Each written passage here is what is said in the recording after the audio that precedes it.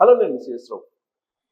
దేవాంశ్ పుట్టినరోజు సందర్భంగా ఆంధ్రప్రదేశ్ ముఖ్యమంత్రి చంద్రబాబు నాయుడు గారు సంచలనమైనటువంటి ఆహ్వానించదగ్గ నిర్ణయాన్ని తీసుకున్నారు.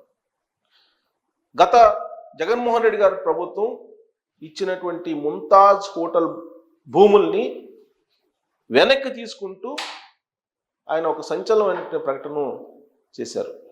దీంతో తిరుమల తిరుపతి దేవస్థానం చైర్మన్ బిఆర్ నాయుడు గారు ఒక విజయం సాధించారు అని చెప్పి అనుకోవచ్చు. ఆ భూముల్ని వెనక్కి తీసుకోవాలని చెప్పి పోరాడినటువంటి మొట్టమొదటి వ్యక్తి ఎవరైనా ఉన్నారంటే అఫీషియల్గా బిఆర్ నాయుడు గారే. అంటే అంతకుముందు ఆ భూములు వెనక్కి తీసుకోవాలని చెప్పి ఓంకార్ అలాగే సాధు పరిషత్ వాళ్ళు హైకోర్టులో పిల్లి వేశారు, న్యాయ పోరాటం చేస్తూ ఉన్నారు. కానీ పాలకపక్షం నుంచి పోరాడినటువంటి మొట్టమొదటి తిరుమల తిరుపతి దేవస్థానం చైర్మన్ బిఆర్ నాయుడు గారు. ఆయన తొలి పాలకవర్గ మీటింగ్లోనే ఆ భూములను తిరిగి మళ్ళా ప్రభుత్వానికి అప్పజెప్పాలి అనేటువంటి తీర్మానం చేశారు. అది అక్కడ ఉన్నటువంటి అధికారులకు నచ్చలేదు. అయినప్పటికీ చైర్మన్ హోదాలో బిఆర్ నాయుడు గారు క్లియర్గా ఆ తీర్మానం చేసి ప్రభుత్వానికి ఆ భూముల్ని తిరిగి ఇవ్వాలి అనేటువంటి నిర్ణయాన్ని తీసుకున్నారు. దాన్ని సాకారం చేయడానికి ఆంధ్రప్రదేశ్ ముఖ్యమంత్రి చంద్రబాబు నాయుడు గారితో లైజనింగ్ చేశారు, కలిశారు చంద్రబాబు నాయుడు గారిని.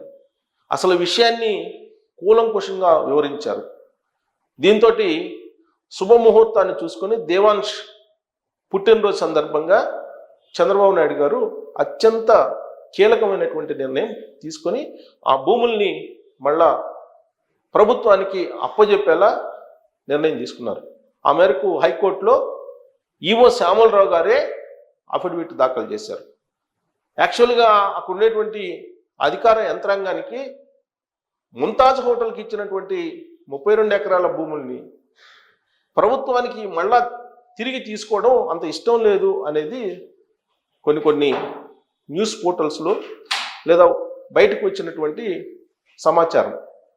కానీ పట్టుబట్టి భీష్ముడు మాదిరిగా ఫైట్ చేసి బిఆర్ నాయుడు గారు చైర్మన్ హోదాలో ఆ భూముల్ని మళ్ళా తిరిగి ప్రభుత్వానికి ఇచ్చేలా ఆయన అడుగులు వేశారు. ఆయన చేసినటువంటి ప్రయత్నం సక్సెస్ అయ్యింది.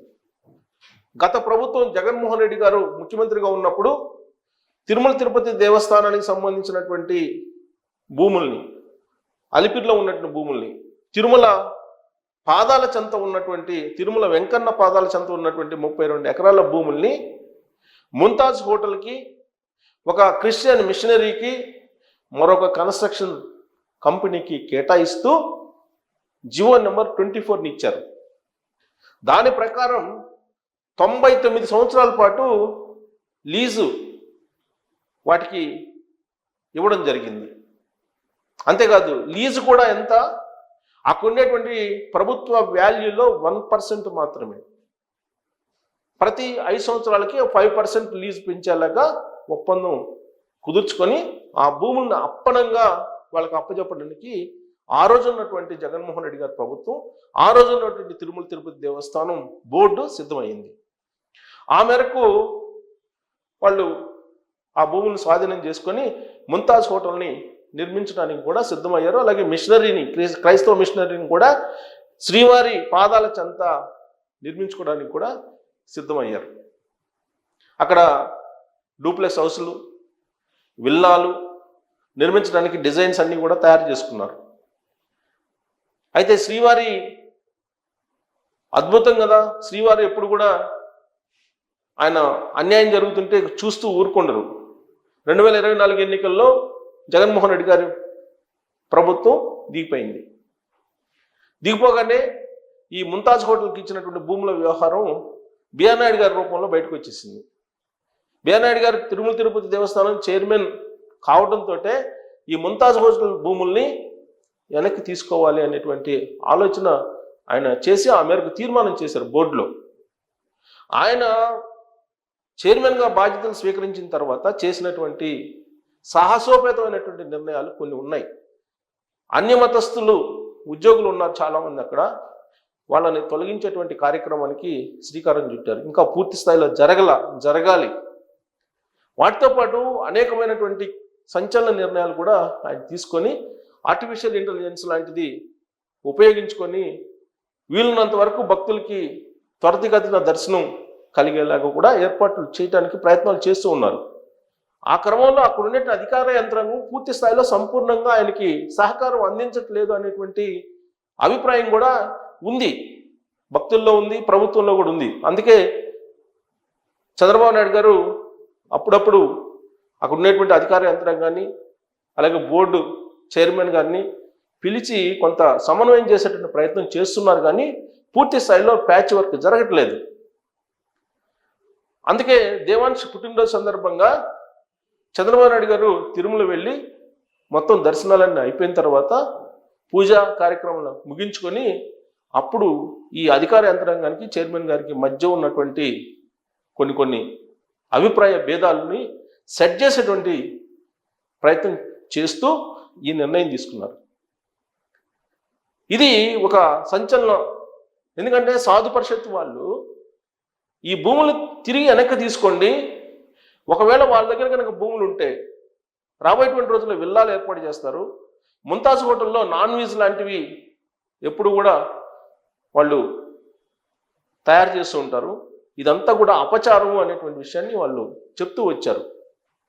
ఫైట్ చేశారు, పోరాడారు, ఆందోళనలు చేశారు. ఆ రోజు ఉన్నటువంటి ప్రభుత్వం పట్టించుకోలేదు.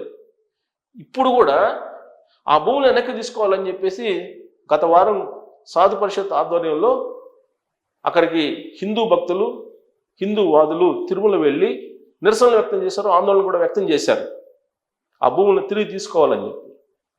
సో 32 ఎకరాల అలిపిరి దగ్గర ఉన్నటువంటి భూముల్ని ప్రభుత్వం ఇప్పుడు వెనక్కి తీసుకుంది.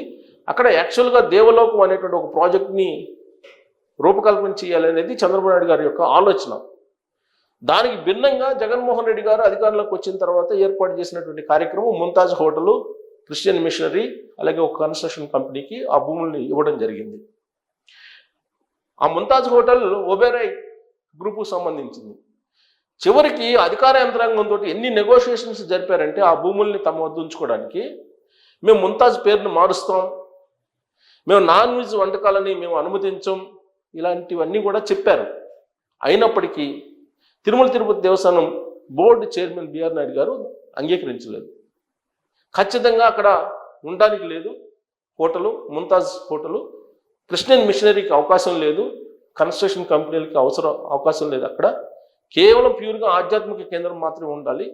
అలిపిరిలో అడుగుపెట్టినప్పటి నుంచి తిరుమల శ్రీవారి దర్శనం మళ్ళా తిరిగి వచ్చేంత వరకు కూడా ఆధ్యాత్మిక చింతనలో ఉండేలాగా వాతావరణం అక్కడ ఉండాలి. కాబట్టి అక్కడ ఎలాంటివి శ్రీవారి పాదాల చెంత ఉండటానికి లేదు, ఆధ్యాత్మిక ఏతర కార్యక్రమాలు ఏది జరగడానికి లేదని చెప్పి నిర్ణయం తీసుకొని ముఖ్యమంత్రి చంద్రబాబు నాయుడు గారితో నెగోషియేషన్ జరిపి ఆయనతోటి మాట్లాడిన తర్వాత చంద్రబాబు నాయుడు గారి చేతనే అనౌన్స్మెంట్ చేయించారు. గత ప్రభుత్వం ఇచ్చినటువంటి ఈ భూముల్ని తిరిగి ప్రభుత్వం వెనక్కి తీసుకుంటుందని, అలాగే అఫిడవిట్ కూడా హైకోర్టులో వేయటం జరిగింది. సో ఇదంతా కూడా ఒక రకంగా చెప్పాలంటే చంద్రబాబు నాయుడు గారికి శ్రీవారి మీద ఉన్నటువంటి భక్తి ప్రపత్తులు, అలాగే బిఆర్ నాయుడు గారికి శ్రీవారి మీద ఉన్నటువంటి అంకిత భావం, చిత్తశుద్ధి దానికి నిదర్శనం. పైగా ఆయన చైర్మన్గా బాధ్యతలు స్వీకరించిన తర్వాత సాధించినటువంటి అన్ని విజయాల్లో కంటే కూడా ఇది చరిత్రలో నిలిచిపోయేటువంటి నిర్ణయంగా మనం చెప్పుకోవచ్చు. మరి ఈ ముంతాజ్ హోటల్కి ఇచ్చినటువంటి భూముల్ని వెనక్కి తీసుకోవడంలో అధికార యంత్రంగా సహకరించకపోయినప్పటికీ దాన్ని సాకారం చేయగలిగారంటే దానికి కారణం ఏంటి అనే దాని మీద మీరు ట్రోల్ చేయొచ్చు. Thank you.